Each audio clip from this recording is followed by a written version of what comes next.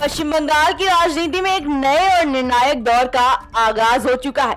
1.5 दशक लंबे टीएमसी शासन के बाद सत्ता परिवर्तन के साथ ही राज्य में उन काली ताकतों के खात्मे की उल्टी गिनती शुरू हो गई है, जिन्होंने बंगाल की संस्कृति और अर्थव्यवस्था को दीमक की तरह खोखला कर दिया था।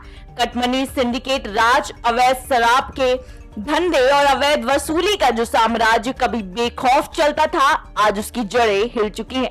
गृह मंत्री अमित शाह और शुभेंद्र अधिकारी की अगुवाई में सरकार ने जो कठोर प्रशासनिक चक्रव्यूह रचा है, उसने साफ कर दिया है कि बंगाल में अब अपराधियों के लिए कोई सुरक्षित ठिकाना नहीं बचेगा। जब पश्चिम बंगाल के चुनाव चल रहे थे, तब हवा में एक ही बड़ा सवाल तैर रहा था, आखिर बीजेपी सत्ता में आने के बाद कर ही क्या लेगी।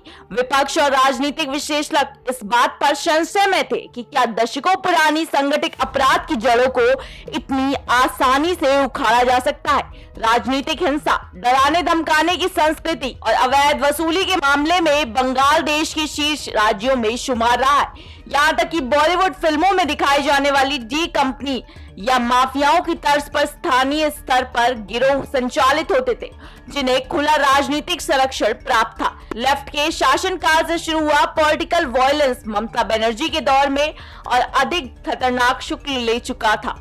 जनता ने जिन उम्मीदों के साथ बदलाव चाहा था, जब वे उम्मीदें टूटी तो जनादेश ने टीएमसी को सत्ता से बेदखल कर दिया। अब शुभेंद्र सरकार ने यह साबित कर दिया है कि महज जुबानी जमा खर्च नहीं, बल्कि जमीनी स्तर पर बदलाव कैसे लाया जा सकता है।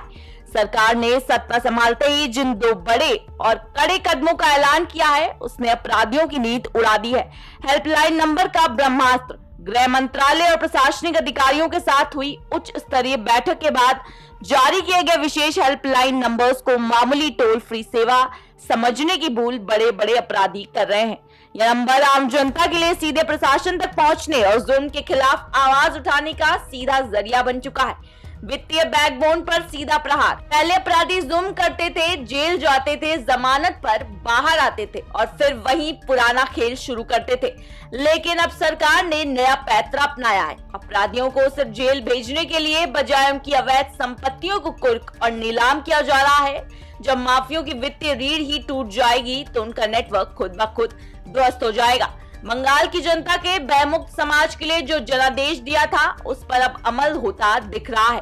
सिंडिकेट राज और अवैध वसूली के नेटवर्क से त्रस्त आम आदमी को अब यह महसूस होने लगा है कि कानून का राज क्या होता है। हालांकि यह सफर अभी लंबा है और बंगाल की खोई हुई गरिमा को पूरी तरह वापस लाने के लिए इन तेवरों को और तेज करना होगा। लेकिन जिस तरह से शुरुआत हुई है, उसने साफ कर दिया है कि बंगाल की राजनीति में अब अपराधियों और घुसपैठियों के लिए नरमी के दिन लग चुके हैं। क्या आपको लगता है कि प्रशासन के इन सख्त कदमों से बंगाल के सुदूर इलाके में चल रहे सिंडिकेट्स का पूरी तरह सफाया हो पाएगा?